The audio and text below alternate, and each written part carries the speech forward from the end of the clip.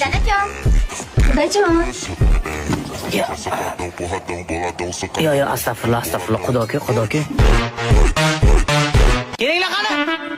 Ha, qaynonam bilanlar. Assalomu alaykum. Masta zavodga ishlaylar zakonni. Ha, yog'likkina ekanda. Hazır. Kelinisi nima ish qilishlarini bilasiz? Bilamiz, zakonni bilamiz, hamsoyalar ham biladi. Rahmat, bizdan birga. Yo. Ne? Xudoim o'zimni. Mana shu uyda o'ziznikida ish qilaverib, bemalol yashayvering. Ha.